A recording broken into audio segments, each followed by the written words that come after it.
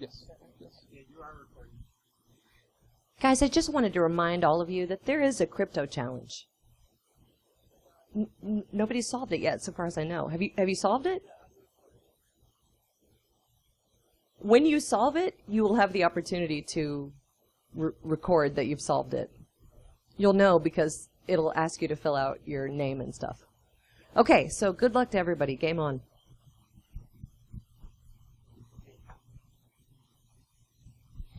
All right. How's everybody doing? Good? I'm the only thing standing between you and the after party, so try not to go over. So I'm Brett Hawkins. I'm going to be talking about crypto ransomware today. I did not know that this is a gaming theme for this year. I submitted the talk before I knew it was a gaming theme, so the fact that it was Call of Duty, just a coincidence. I was actually playing Call of Duty when I thought of the title. But so let's go ahead and get started. The clicker. So just disclosure or disclaimer. The research I did in this is in no way affiliated with my employer. It was completely done on my own time. So just kind of the outline, kind of what we're going to talk about. So what crypto ransomware is, how to defend against it, how to respond against it. Also going to go over a tool I wrote that's going to help you in the response. So about me, senior security analyst in the private sector.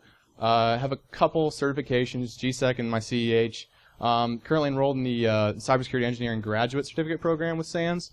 My free time, I like doing security research, which is kind of how this talk came about. I also like playing sports, basketball and golf. By no means am I good at golf, but I like playing it. Of course, video games, hence the title of the talk. And I've also been a member of the local chapter of InfraGuard for probably about 4 years now as well. So if you're not a member, I highly recommend you become a member. So crypto ransomware. You see it in the news. You continue to see it in the news. New variants out. It's just an ongoing battle, right? One variant comes out. No variant comes. It just keeps, the cycle keeps on. It keeps going. So at the very basics, what is crypto ransomware? It's malware. It encrypts targeted file extensions on your machine, making them unusable. And that includes anything that is mapped to your machine, so any map drive. So and it includes as well Dropbox, Google Drive, and OneDrive. So anything that you install, like a local client, if you have Dropbox on your machine, so it's going to create that Dropbox folder, right? So that's fair game. So if you install the Dropbox client, the Google Drive client, that is fair game for what the malware will encrypt. Also, if you have a flash drive plugged in, obviously it maps the drive, so it's going to hit that as well. And you'll see later, I'm going to go over like a high-level kind of payload if you were to write your own crypto ransomware, just kind of how it would work. So obviously, it requires payment to decrypt files. That's why the criminals keep doing it, because they're making money. All versions of Windows are targeted. There was like an Android version of it supposedly that came out, but I don't think that really went anywhere. Right now, it is Windows. They are targeting Windows. That's what businesses use. Businesses use Windows. Your business users are using Windows. As I said, they're making a lot of money, so it's a good business, right? I'm going to go over some cool stats that I found, some of the different variants, and how much money some of the different variants are making. And obviously, like I said, it's an ongoing battle. New variants keep coming out. After CryptoLocker, after the Game Over Zeus botnet got taken down, I think it was like June or July 2014, you still saw more variants come out. So here's kind of the history. So starting with CryptoLocker in September 2013. So after CryptoLocker, you had CryptoWall. Then you had another variant of CryptoWall called Crypto Defense. Then you had CTB Locker, which introduced the hosting of the command and control servers on Tor. You had CryptoWall 2.0 that came out, which then started using Tor as well. Torrent Locker was like a twist between CryptoLocker and CryptoWall. CryptoWall 3.0, you've probably seen that in the news lately. Tesla Crypt is a big one this year so far. That one actually targets gaming files as well for those gamers. Alpha Crypt came out shortly after that. That's just a Tesla Crypt variant. And then one I want to talk about here is Tox. How many of you have heard of Tox? You heard that the ransomware as a service? So what they did was they've taken the distribution out of their hands. So you can go on this site, create your own ransomware for free. All right, it's like really easy, like point and click, create your own. You choose how you want to distribute it, whether you spam, a spam message, whatever. And what's cool about it is that the author of talks, he gets a 20% kickback of whatever you make. So you might, let's say you make $100,000, he's going to get 20% of that. So that's a pretty good for him, because he doesn't have to distribute it, right? You know, he just provides the framework, and you're the one that's actually sending it.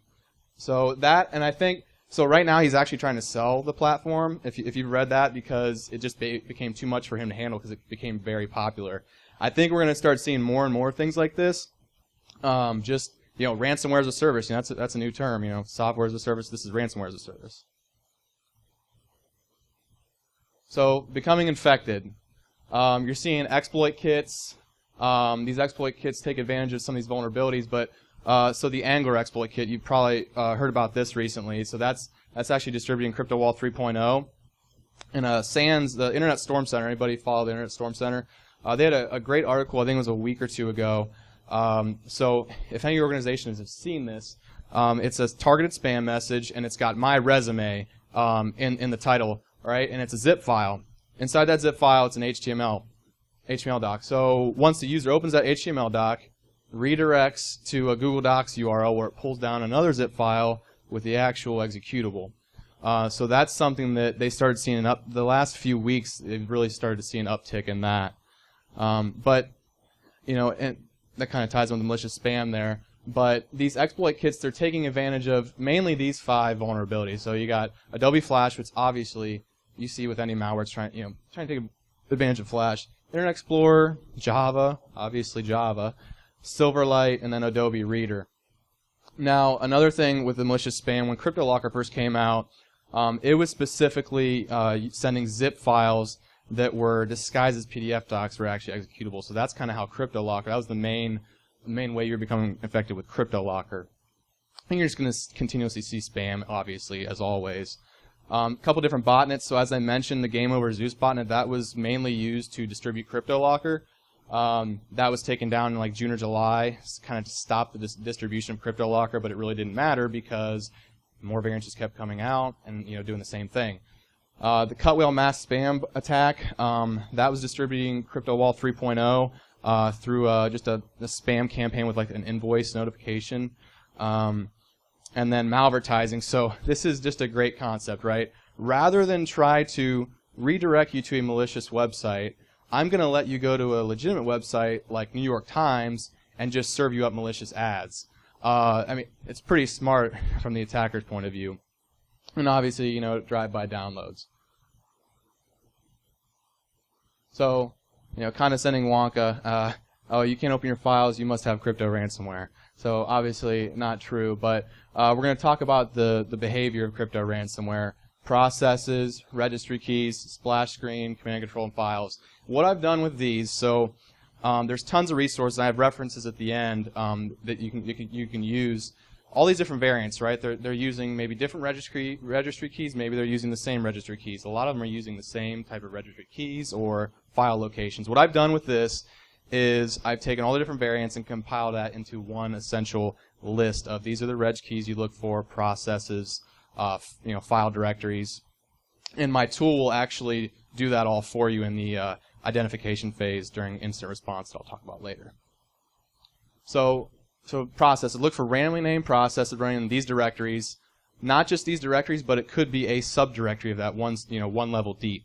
So obviously those Windows guys, the environment variable app data does not point to app data. It'll point to like app data roaming. But in app data local, roaming, you get it. Now, there's not a set number of characters that the executable is. It's not like, all of them are 7 or all of them are 8.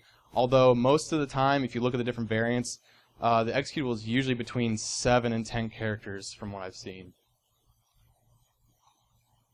So if you look at registry keys, the biggest one that's used is this top one here. So the current user key, current user where whatever user is infected. So this run key is used in a lot of them. The run once key.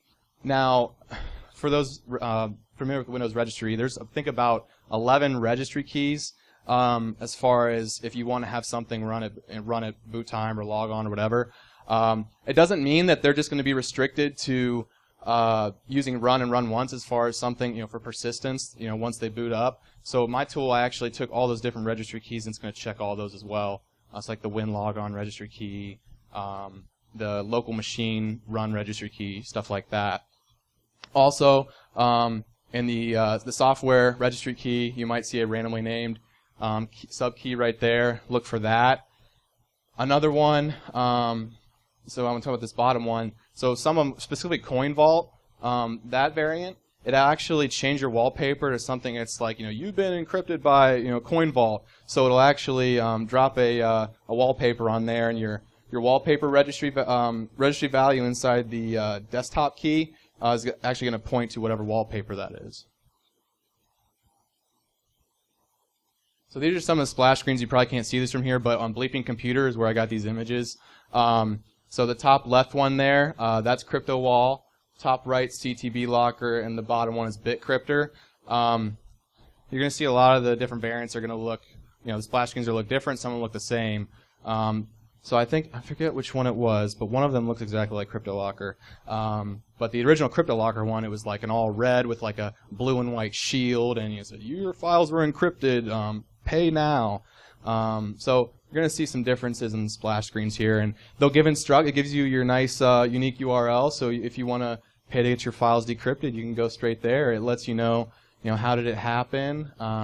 So for CryptoWall, it encrypted with RSA 2048-bit. So it's going to give you instructions, so it makes it easy to pay them so they can make their money. So for command and control, I just chose these three. Dell SecureWorks did some really great research on these three. So as far as communication, I want to talk about that a little bit. So something interesting with Tesla Crypt. So once you become infected, it's going to send an HTTP GET request with a base64 encoded URL. Inside of that URL, it's gonna want to determine three things to send the command and control. Either it's a newly infected machine, the machine is done being encrypted, or somebody's trying to pay. Because of this, it's actually not constantly beaconing back and forth once you're infected by Tesla Crypt. So if you cut off internet access, whatever, if you prevent the command and control communication, it's not going to stop encryption. Whereas with CryptoLocker and CryptoWall, it's constantly beaconing back and forth. Another thing I want to point out is the domain generation algorithm. So if you remember with CryptoLocker, it actually, once it infected your machine, it would generate, I think, around 1,000 unique domains to try to reach out for a command and control server. So that's something pretty interesting. And they actually there's actually an error in the algorithm that prevented it from generating domains with the letter Z in it for some reason. I don't know why they didn't think about that, but so that's something interesting with that. CryptoLocker was not hosted on the Tor network, but you're starting to see now it's starting to go to their hosting command and control on the Tor network to remain anonymous. So probably not going to be able to see all this, but so files. So if anybody's seen the movie Zoolander, it's the files are in the computer. They actually took this computer and they threw it on the ground to try to get the files out. But so different splash screens. So different variants are using different names for splash screens, right? So CryptoLocker, I think, decrypt instruction. Another variant was help decrypt. So new variants might use a different splash screen. So my tool that I'm going to show is going to detect all of those. So you don't have to manually check for every single one. And kind of different wallpapers that they might have. But these are based on all of the different variants that have been out so far, all the way up to the latest, the Tox ransomware as a service. So you're going to see random executables in these paths, which are the same from the processes slide. Also, you want to check one subdirectory deep of those. It could create a randomly named directory and then put that randomly named executable in that directory. Some other random files from doing my research. One in particular is a scheduled job. Right there, it'll have a random 7 characters for a scheduled job for persistence. And then also, for some variants, particularly CTB Locker and Tesla Crypt, it's going to rename the extension of the file. So for Tesla Crypt, it's going to rename it to .ecc, .exx, .ezz, or .encrypted. And the funny thing is, For TeslaCrypt, it might rename it to .ecc, but it does not use ECC for its encryption algorithm. It uses it uses AES, I believe. Then for CTB locker, it's either going to use .ctb, .ctb2, or just a random 7 characters. That does not vary there. They do use 7 characters. So I said I was going to talk about kind of high level the payload if you're going to write a crypto ransomware, how it would work. This isn't any particular language, but I guess it looks more like Python, as you can see. So you have your file extension array of all your different files, so whether it's .doc, PowerPoint, whatever. You have your array of different drives, so A all the way through Z, just so you can hit them all, anything that's mapped. Then for every single drive in that alphabet, I'm going to go to every single directory. I'm going to grab every single file, and if that file extension matches, is contained in my file extension array, I'm going to encrypt that file. Once I'm done with everything, I'm going to show the splash screen. So that's another thing to note with these, that it's not actually going to pop up the splash screen on the user's computer until it's completely done. So it could be in the middle of encrypting and you could catch it, which is what I'm going to kind of talk about later. But this is just kind of high level, what it does kind of when you talk about, when people say, well, it can reach map drives, it can reach Dropbox, all that. Well, how? This is how. You have these for loops, and it's going to go through there, and it's going to encrypt. It's going to encrypt your files. So making money. That is the whole reason they're doing this. If they weren't making money, the new variants would not keep coming out. So preferred payment is Bitcoin. There's some of these different ones: PayPal, MyCash, MoneyPax, whatever. Bitcoin is the preferred method.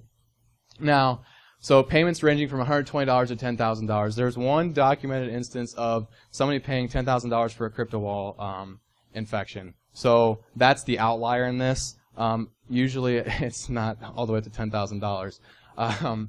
But then obviously there's a time limit for payment, and the price is going to increase for the private key, because you need the private key to decrypt your files. This screenshot here from Dell SecureWorks is pretty good. I know you probably can't see it from here, but I will be distributing the slides on Twitter probably tomorrow. But this is a screenshot that they did once they paid for CryptoWall to get it decrypted. So it's a zip folder, and in that it has the decryption program, and it has the private key as well. So that's kind of what you would see if you were to pay to get your files decrypted. And I think this one here is $500 is what they paid in Bitcoin. So one does not simply get their files fixed for free, right? You got to pay. So some statistics here that I thought they were pretty cool. So CryptoLocker, as I said, it came out in October 2013. So by the end of 2013, which is just a few months, it made up to $30 million. That's a lot. That's a lot of money. It can buy a lot of cars, a lot of houses. So TeslaCrypt, they made around $75,000 in 2 months. Again, it's pretty good money. Torrent Locker, which was the variant that was like CryptoWall and CryptoLocker combined, that made around $220,000 from November. So 1 month, it made $220,000. And then, again, all these stats are from Dell SecureWorks, PC World, and Soft PD News had some of these statistics. So Dell SecureWorks actually did, they got stats off of a ransom payment server for CryptoWall in 2014, and it kind of shows the distribution of what people were paying. So as you can see, a lot of people paid early on. So 72% of that they paid between $200 and $750. Then people that paid $1,000, it was about 24%, and then anything greater than that was around 2%. With the again, in this metric here is the $10,000 payment there, so that's included in that. That was the outlier.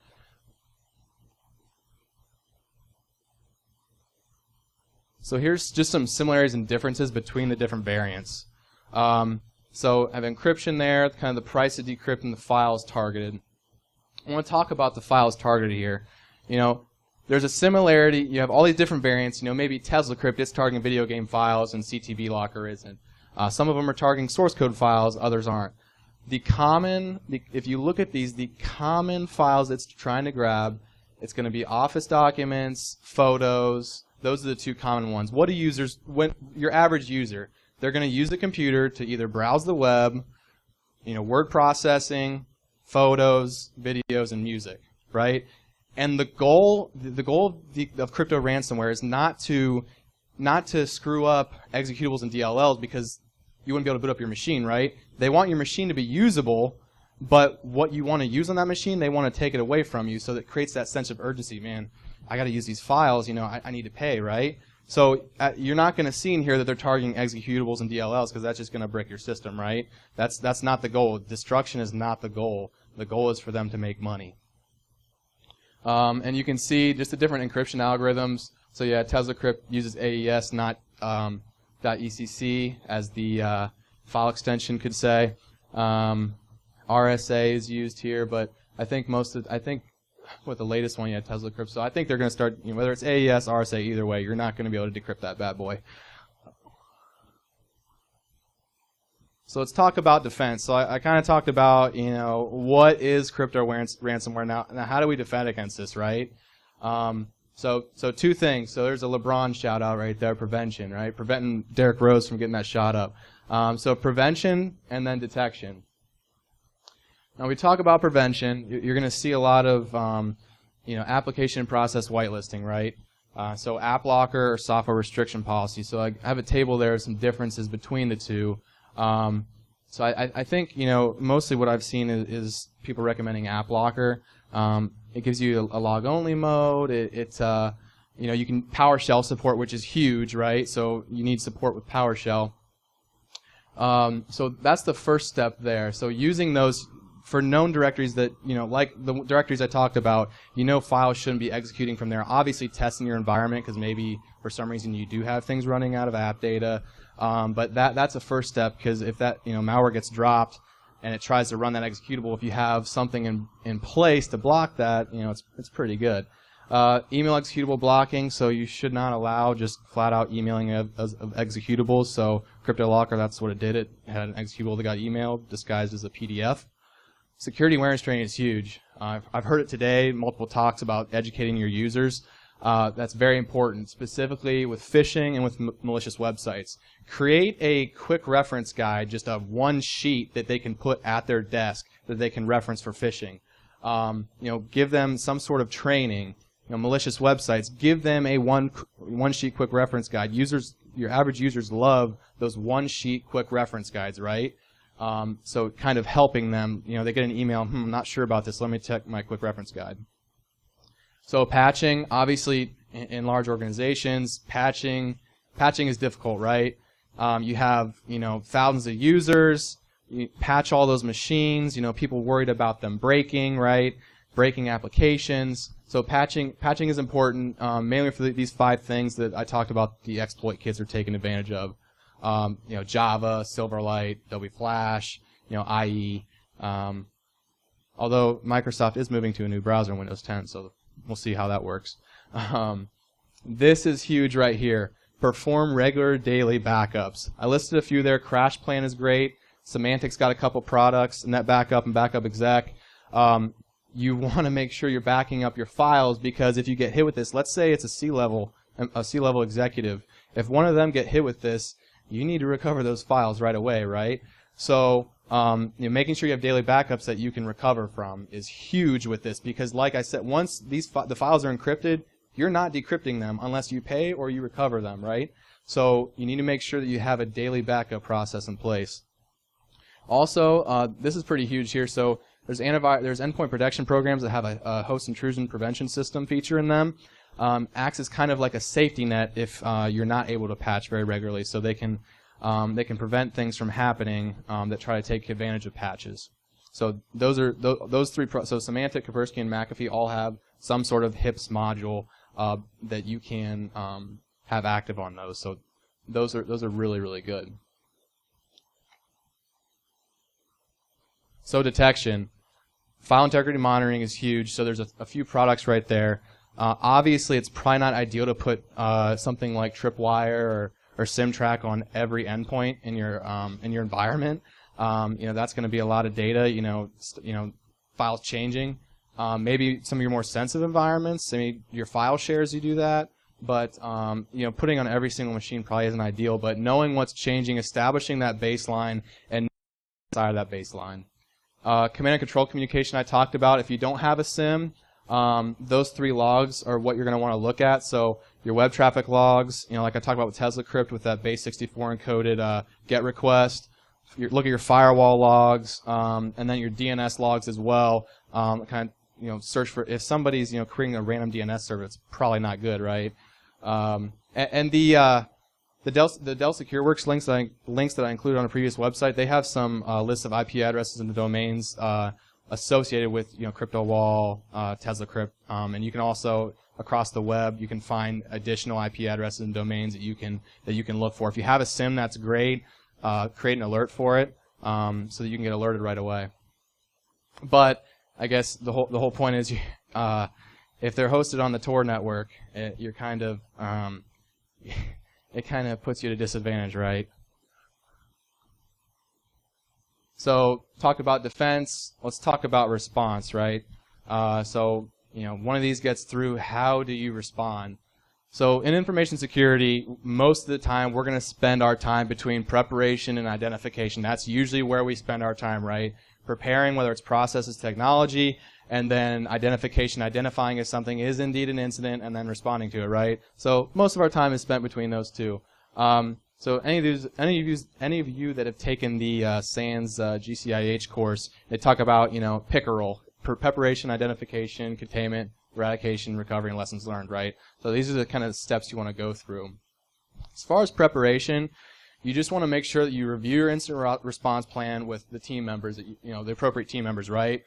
So different processes: initial identification of the crypto ransomware, how to reimage the machine, restoring your system and your file share backups. That is huge. And then searching your file shares, right? You need to have a process in place on how to search those file shares for any files that may be encrypted. And you're probably asking, well, how do you do that? Well, luckily, some of the newer variants, what they've done is those decrypt instruction files, the splash screens, they'll put that in every single directory that got hit, make it nice and convenient for you. So, yeah, ransomware as a service, so. Yeah, customer services, that's what they're all about, is customer service. Actually, some of them even have like a 24/7 customer service line that you can call, and they're really nice, oh, I'm really sorry about that, let me tell you how you can get them decrypted. How's their English? I don't think it's very well. Yeah. I don't think it is. Just make sure, like I said, newer variants keep coming out, so make sure that your plan is up to date with the most recent variants. So if something is, if a new registry key is being targeted or something else is happening, make sure that you have that in place. So for instance, when I think it was when TeslaCrypt came out, something different that it did.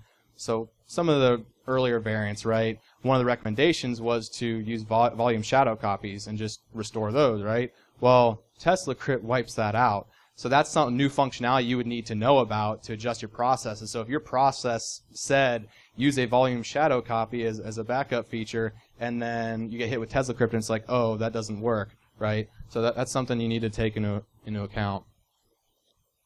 So identification, and after this slide I'm going to show a demo of my tool. But what you need to do is, so you get a call from, whether it's your tier 1 or whether, whoever your tier 1 is, they get a call from a user. Hey, I can't open this document. I can't open, I don't know what's going on, right? At that point, the crypto ransomware could be in process of encrypting those files, and you could stop it, right? So what you want to do is, so let's say you get that call. As far as identification, so these 4 things are what you need to check. So is a ransomware splash screen displayed? Obviously, if one is, then you're hit with crypto ransomware. Can Office documents and picture files be opened or viewed? Is it just one file? Is it multiple? The reason I chose Office documents and pictures, again, those are the 2 most common ones between the different variants. Also, check for randomly named programs running out of known crypto ransomware directories, the ones that I talked about, as well as you want to check those known registry keys that are being used, the run key, software key, whatever. Now, based upon this quick check, it's likely crypto ransomware if A is true, or if B and D are true, or if B and C are true. Now, my tool is going to help out with A, C, and D, that I'll demo in a second. And based on that information gathered, kind of builds, if you are getting hit, you want to kind of know which variant you got hit with, right? Put the appropriate controls in place. So the splash screen, as you saw, more than often is going to determine this. All right, so I'm gonna do a quick demo here. So I wrote a command line tool. It's on GitHub. Feel free to download it. Look at the code. So what this does is it helps out in the identification phase. So all those different registry keys and processes, it's going to just check all this stuff for you. And I'm going to keep updating this as newer variants come out on GitHub as well. So I'm going to do a quick demo of this.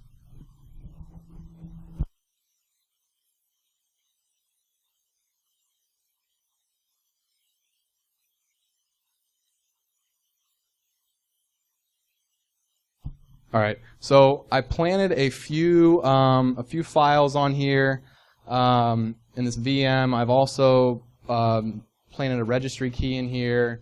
So what this is going to do is it's going to give you a report. I'll show you real quick. I'm going to run the tool real quick.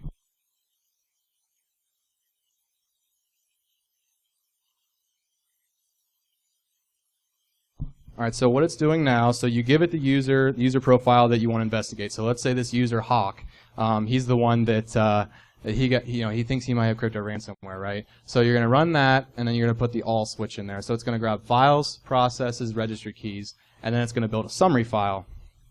Now, what this summary file is, the whole goal of this is to help you quickly respond, and this summary file is going to kind of remove the noise for you so you have less to look at. So it's CSV format. So if you have Excel on your machine, it obviously looks a lot better and you can sort it. So what this is going to do, open this up. So this summary file, so it's going to have a file summary, process summary, and registry summary. So as you can see here, over here, the file summary. So obviously the decrypt instructions file was detected. In these directories here, it's going to show you the creation time, last update, and the last time it was accessed. That could help you out as far as the initial kind of point of infection. Mainly used for restore. When do I restore my backups from? If I got hit on, if I got hit today, I'm going to want to pull the backups from yesterday, right? So another thing it caught was that there was there's an executable inside of app data local. Now again, this is just to remove the noise, right? So you're obviously going to have some, the legitimate things, right? But this is literally just to remove the noise, make it nice and quick for you to identify. So processes, obviously that one running on a program data right now is probably not the best process. And also you're going to see in the run key right there that it is in the run key, so for persistence. Now you're going to see, pull this up. So obviously a lot of the software Microsoft key is obviously legitimate. Again, this is just to remove the noise. So this summary file should help you quickly identify whether it is crypto ransomware or not. All right.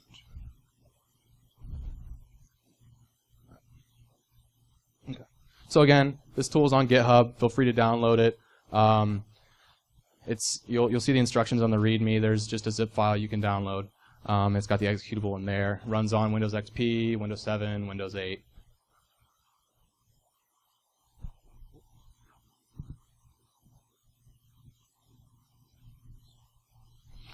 Okay, so containment, right? So you determine you are hit.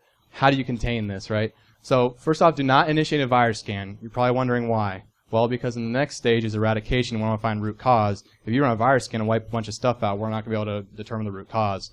So do not initiate a virus scan. Disconnect it from the network so it cannot reach any more network shares, any external drives, and then determine the state of the files on the user's backup as well as the shared drives. Kind of what I talked about before, that my script could help you identify kind of when you got hit as to which backups to recover. Power down that computer, send it to the security team. This is assuming that your tier 1 is getting it. If the security team is involved in the initial call from the user, then obviously they would just get it sent to them. But yeah, send it to the security team for your analysis or whoever you have do the analysis. So eradication, right? Now a lot of words. But this was mainly so that when I distribute this over Twitter, it'll be better. But so the whole goal here: determine the cause and the symptoms. Right? How did this happen? Who, what, when, where, why, and how. Some questions you can ask. Hey, did you open an attachment by chance? Did you go to a website? Did it try to download something? Most users are gonna be like, oh no, I don't think I did. I didn't see anything come through, right? So that's what you're going to get most of the time. But just in case you have a conscious user, they may know the answer to that. And another thing, when did you first notice the splash screen? Did they get the splash screen, a day before and they just minimized it and didn't even think about it, and then they're like, oh, I can't open some Word docs. Maybe I'll call help desk tomorrow, right? So that could be helpful as well. So you need, again, determine the most recent clean backup, and file shares if they did get hit. Do a forensic image, whether it's a full image, just a memory dump. There's some cool live triage scripts out there. Are anybody familiar with triage scripts? So essentially, it does. It's not a full forensic image, but it's something that runs quick, and it's going to get every single, whether it's file on your machine, internet history, all kinds of stuff. There's some great triage scripts out there for Windows. And then the logs you want to check, your Windows event logs. That's assuming that you have the appropriate logging level. So there's some cool, some nice articles out there as far as what logging level you should have on your Windows machines. Your antivirus logs, they're probably not going to see it, but you can check them. Web traffic logs, and then your firewall logs. Seeing what is going on. Put that timeline together. And there's some nice forensic tools too. I think the FTK. It's got a nice timeline feature that can actually build out from your forensic image. I think a timeline of kind of how things happened. I think FTK might do that. So now you need to recover, right? You've been hit. You determine root cause. You need to recover. So re-image the user machine. Don't mess around with just trying to remove the specific executables that you see. Just wipe it. Just wipe the machine. Restore the files from their most recent clean backup. Any file shares, make sure you restore those. Especially, if a legal share or something like that gets hit, that's a pretty big deal, and it probably needs remediated pretty quickly. And then also kind of talked about Dropbox, Google Drive, and OneDrive. I know there's other programs like them, but those are the big three. The links on here actually are instructions on how to restore a previous file version of your files on Dropbox, Google Drive, and OneDrive in case those do get hit. If you do have the client installed on your machine and it does get hit. So lessons learned. It's important to have a lessons learned after this. Who, what, when, where, why, how. Meet with the team members involved. Whatever, for your process for initial identification and for, searching file shares. Meet with those team members. Have a meeting of what happened and basically how you can make it better going forward. Apply your appropriate fixes, whether it's process and technology. Is it technology? Is it a patch issue? Do we need to do patching? Processes, is it, we didn't catch all the files on the file share because our process for searching file shares isn't the best, right? So making sure that you apply those appropriate fixes so that next time if this happens, next time this doesn't happen, right, that you respond appropriately. So in closing, before I open up for questions, here's my contact info. So hawkbluedevil@gmail.com. I'm a big Duke basketball fan. If you're wondering why I have Blue Devil in there, it's because I'm a huge Duke basketball fan. National champions this year, by the way. And then also on Twitter, you request to follow me at hawkbluedevil. I'm actually going to distribute a link to my Dropbox for the slides probably tomorrow if you want to grab those. So open up for any questions. Yes. Wondering, have you seen two things? Have you seen this?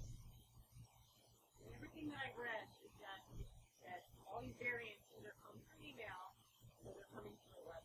I haven't seen any other methodology of this particular set of methods. Yeah, so email is obviously pretty. The question was, are you, what she's reading is mostly, through email or through like browser links.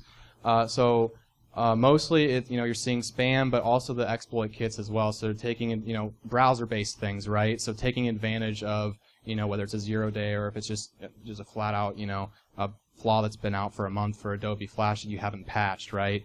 So not necessarily just malicious links, but spam, yes, that is very, that is used heavily, and then just flat out, browser-based stuff. And then the follow-up to that is, have you seen everything that I've seen suggests that really the service that stays on the local machine and it goes out and encrypts in these remote places, but it doesn't drop anything until it's something out there. Correct. Yeah, so you're asking basically if it's a worm, essentially. Yeah, so it is not a worm. So the actual malicious executables, whatever gets dropped, that stays on the local machine. It doesn't spread. That executable doesn't get copied to other, file shares or anything like that. It's staying on the local machine right now, at least. There could be a variant That's that. why I asked for repeating again. Yeah. A couple different things. One thing that we saw with one of our users was that they were worried they were going to get in trouble when this flash screen came up and they didn't tell anyone. And we were in the process of transitioning backup systems from an old, media-based solution to a more disaster recovery solution. Mm. And by the time we started seeing the files that were getting hit by it, it was past the point of the backup where we could go back and restore the files. So letting users know that this is out there and that they're not going to get in trouble for reporting it Yeah. is a huge thing to make sure. Right, yeah, making sure that, whenever the first variant comes out, you should have sent a communication out to your users saying, hey, this is a new threat, right? Don't be afraid to contact us. We're here to help. So making sure, if you haven't already done that, please do that because you're just going to keep seeing it. But, when CryptoLocker first came out, definitely, good practice to send your communication out to your users. And then another thing on the prevention side. Yes. Is standard of basic security practices is to segment your data. If a user in marketing that's saying gets a lot of emails doesn't have access to the financial directories or anything else like that, that's also been a headache that we've seen with different clients. Was that they were kind of following the old model where everybody wants everything in the same shared drive. Exactly, and that's let's say you have a large enterprise, and it's like how do you determine what data is on this share, what's on this share? It's a process, right? You have so many users, and you're like, okay, well this this AD group should only be able to reach this. Who's in this AD group? But if you have hundreds, thousands, whatever AD groups, it's difficult. But yeah, that is another good technique to make sure that it's segmented as far as read-write access to different file shares. And then on the detection side. If you are looking at things, one thing that we've seen with the users that have hit with it was A, the system slowed down while it was sitting there trying to hammer down on encrypting all these files. And B, we saw massive increases in the number of files they were accessing on the file share. Exactly. So Yep. Even if you don't have direct access to the local machine right at that moment, you kind of look for patterns. Right. Your SIM to watch. Yeah, if you have alerts like that stuff, that's great. Yep. So just create a brand new file and delete the original one so that all your file created cases. Sorry, what was the question again? When it encrypts the file, it's going to create a brand new file as opposed to update one. So your Essentially. file created cases is all going to be brand new. Well, no, not necessarily. So what I've seen is that it's gonna remain the same file. That file, it's gonna be the same file. So the file created date is going to remain whatever it was, but the file updated date, I'm trying to think if that is going to get. I think that would get updated. Modified date should change. Not some of them. Sorry, what was that? Yep. They're smart. What about turning off file versioning on, say, Dropbox? If you turn off file versioning? No, are they working? Not that I've seen in the research I did. I haven't seen that from the research I did. But that would, yeah. But I think to do that though, it's going to require you to authenticate somehow with whether Dropbox credentials or something like that. So you're going to need to authenticate somehow to make those system changes. I mean, if they have compromised credentials, then obviously they could do that. But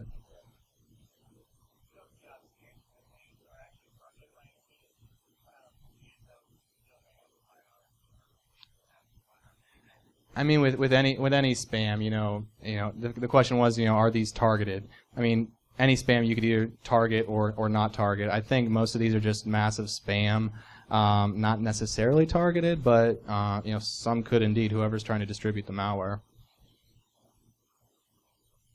Yes, gentleman in the back. Okay.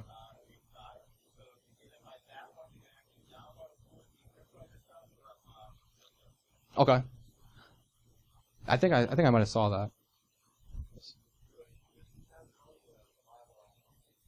Excuse me, what was the question?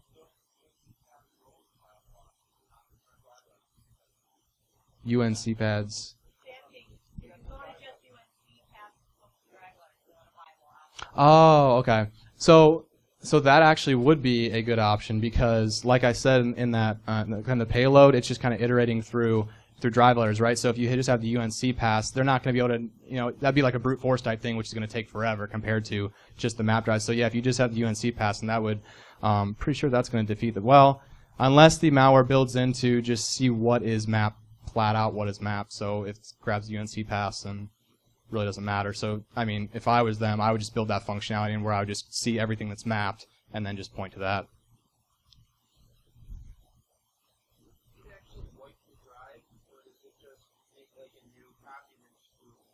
It doesn't wipe the drive, no. It doesn't delete it. It literally encrypts the file, so it's modified. It doesn't actually delete the files at all. It overwrites the state the second on the drive. Yep.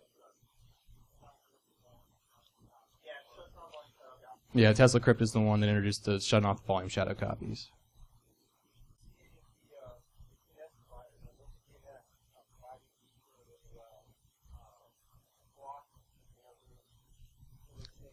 I've not. So the question was, have you seen OpenDNS or anybody providing any queries that are being used with this? No, I haven't. And if you have a domain generation algorithm, you generate random things. But if you're pointing towards to the Tor network, I think it'd be kind of difficult, right? But yeah, I haven't seen any of the research. I didn't see anything as far as OpenDNS or anything like that.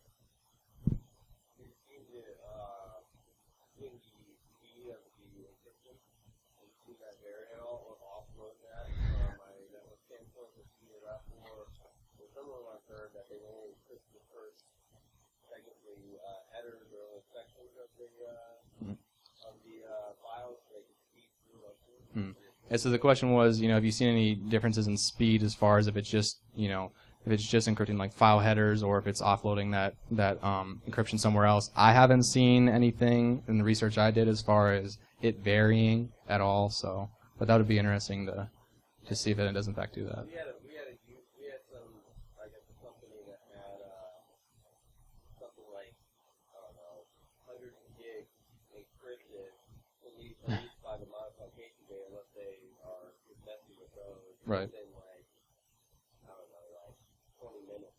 Mm-hmm. Something like that. That seems Yeah. interesting. Yeah. So we were thinking maybe they're only encrypting technically with file headers or something. Mm-hmm. Like that. Yeah, I'm not sure. Any more questions? Good stuff. No more?